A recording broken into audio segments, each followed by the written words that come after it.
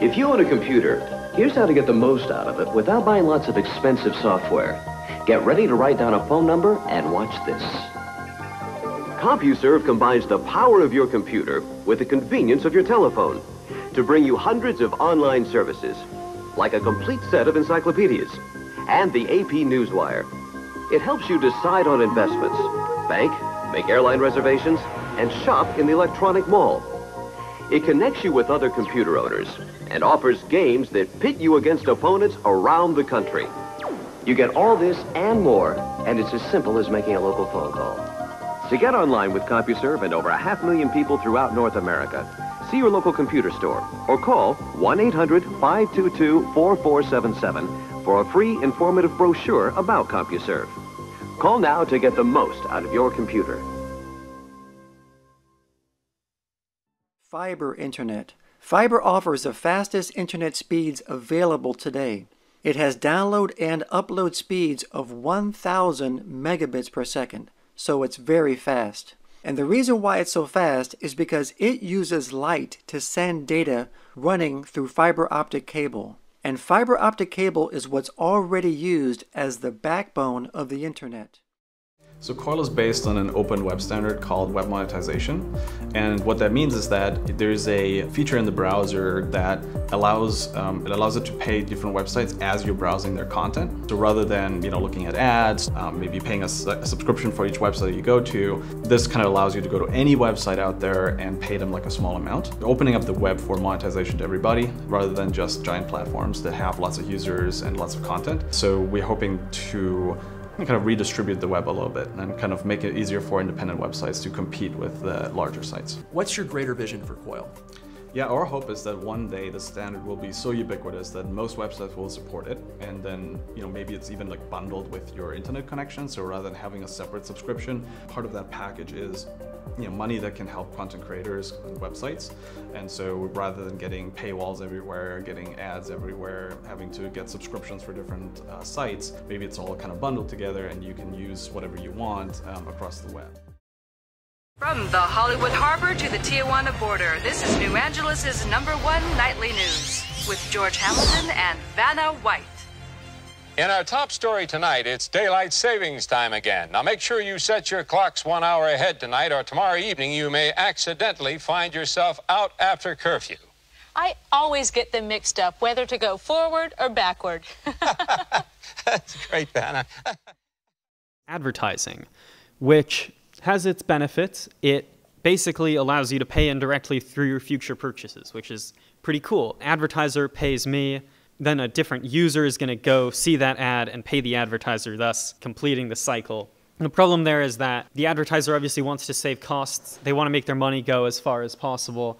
And so basically what they're going to do is try to collect all your data to make sure that you do make those purchases in the future if they're paying for the ad. The other problem is that, again, from a UX perspective, this kind of sucks. I have to look at an ad every time I see content. I have to look at several ads usually because they don't make very much money. And so you're going to opt out a lot of the time. So you've got a couple people here looking at this beautiful painting who are obscuring their identities, and therefore our poor creator is not monetizing off of them. You've also got Facebook over here collecting all the data and not giving that much money to the actual creator who put all the work in to do this. So that's where I think web monetization sort of get you the best of both approaches. Basically open micropayments. And so this sort of illustration sort of illustrates how different this is from existing methods, in that trying to imagine this as an actual physical scenario is pretty absurd. But with Interledger, you can actually do this quite practically on the web. Basically, every time you're looking at the content, in this case, every time these people are looking at the painting, they're sending some money every second to the creator. And so this has a few benefits. For one, the technology itself is totally decoupled from what companies or currencies you're using. So if you're using, payment processors online, or if you're using an ad network, or even if you're using some other micropayment solutions that are proprietary where you have to have a relationship with one company, you're getting lock-in. And with web monetization, you're not getting any lock-in. You're just using Interledger, which means you can switch providers and anybody going to your site is going to have the same experience. Another major advantage is no user interaction, which is something we had with ads, but in this case, it can now happen in a way where the user's privacy is preserved, and also the user doesn't have to look at any ads. Now, the downsides here, if you were to just say, okay, fire up your Interledger wallet and attach it to your browser and then start paying to every site you go to that uses web monetization, is that it's kind of scary to be paying out of your own money. And that's something a lot of people aren't going to be comfortable with. I mean, some people will. Some people do want to donate to the sites that they go to or pay for content on the sites that they go to if given the opportunity. But most people would rather have just a subscription that covers it for them. And so that's sort of what we aim to do with Coil. Coil is basically taking web micropayments through web monetization and making it accessible for anybody. Anybody who has a credit card can get a Coil account. It's a flat rate, so you pay $5 a month, and then that allows you to go to sites as much as you want. And essentially, what Coil's doing is they're the one paying the site over Interledger. So I just get the content, Coil's the one paying the creator. And so I sort of get the best possible experience through that. Oh, boy, you two are crazy. But hey, we really don't want any of our viewers playing Beat the Clock with the city games. Our ratings might go down. Boom! Okay. Oh, boy, pack your oxygen masks tomorrow, because we are in for some black rain. All the smog fans in New Angeles won't blow this away, so if you have a smog fan, stay near it. And if you don't, get a job. So I've been a serial entrepreneur for about as long as I can remember. I started my first company when I was 14 years old. And so if you're a small entrepreneur, like, you know the pain that there is in payments. And so what attracted me to Bitcoin when I found out about it was that it was sort of the first time that you could just, as a technical person, you could help write some code and suddenly it would change how payments work. And before that, it was just always like the financial industry is this arcane beast and you can't really touch it. And I think then after I joined Bitcoin, it was like 2010, I started to get pretty involved in like making animated video about it, starting to give a lot of talks about it. And then I also wrote a JavaScript implementation of Bitcoin called Bitcoin.js. And all of that was kind of to try to get Bitcoin more into the mainstream and try to get kind of mainstream adoption. And then in late 2012, I got approached by Jed McCaleb of Mt. Gox fame. And he had just started this new company called OpenCoin, better known now as Ripple. And so I joined them, and then after Jed left, quickly became CTO. And I've been there for 6 years until May of this year. And for most of the last 4 years, my focus has been Interledger. And Interledger is essentially like an interoperability protocol for payments. It's not necessarily exclusive to blockchain. Like you can interoperate any kind of payment system. You could even use something like handing cash to someone and do Interledger over that. So it's pretty flexible, and we got to a point where we're like, Interledger is a really big idea. It's like a really important idea. So we should really bring it out to the world somehow. And what happened in early this year was basically, we got to a point where we would go to conferences, we'd tell people about Interledger, they'd be super excited. They'd be like, what can I do with it? Like, can I connect it right now? And we'd be like, well, there aren't really any connectors for it yet. There aren't really any companies, that you can interact with on it. And so the impetus for starting Coil was really to be like the first company that's actually doing stuff with Interledger. Yeah. I pretty much was I used to be an intern at Ripple, and that was around the time when Interledger was first being worked on. And I don't know, I found it sort of really interesting, and I felt like it was one of these things that's going to become a big deal. And so there's obviously a lot of time pressure on those sorts of things. And so I thought it was best to just, leave the school thing and work on this Interledger stuff. And now, yeah, a couple years later, Interledger is pretty much around, and so it sort of, I think it falls on us to sort of, lead the way as a company building on Interledger. And Sonny, you said, follow me. Like, I don't know who's following who.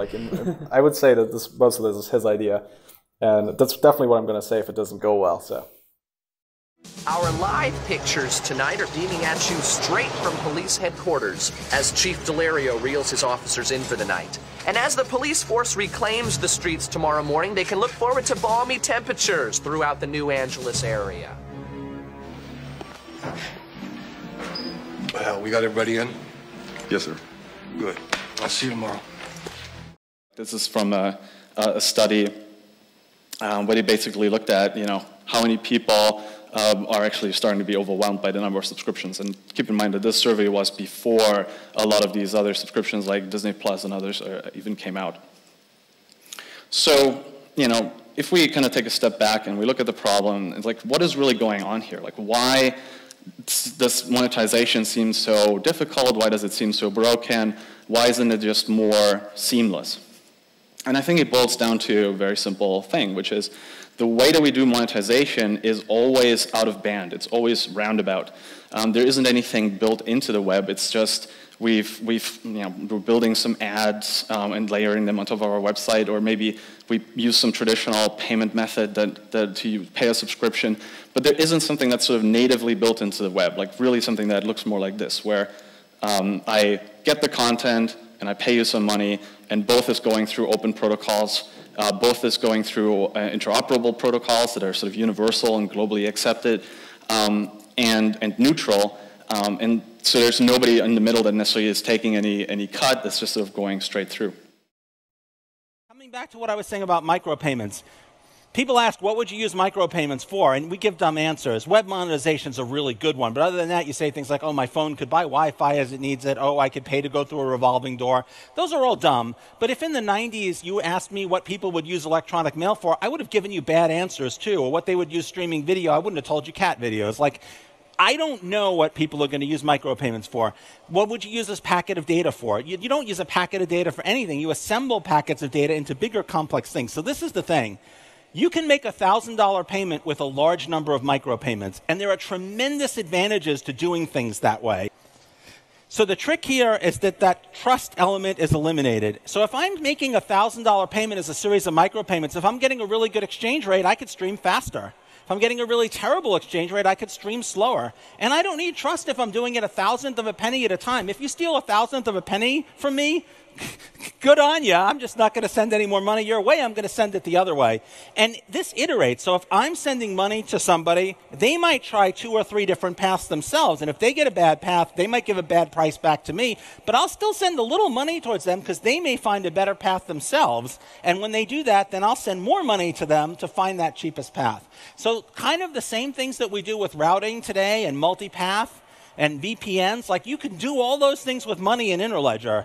There's going to be if I'm right about micropayments becoming like the thing, there's going to be a massive revolution in the way software interacts with money, and that's going to be a tremendous opportunity. That's going to be a whole new multi-billion-dollar industry.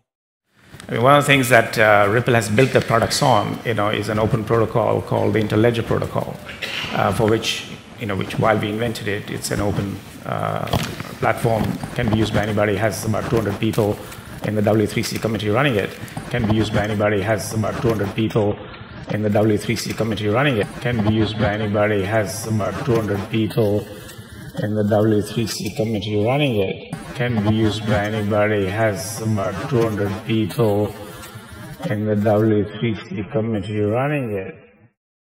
Precipitation in Lake Pasadena, 80% in New Angeles City, and the same thing in New Tokyo City. The high tide tomorrow will be at 11:05 a.m., and the water's going to go all the way up to Hollywood and Vine. Looks great! Interledger is a really big idea. It's like a really important idea, so we should really bring it out to the world somehow.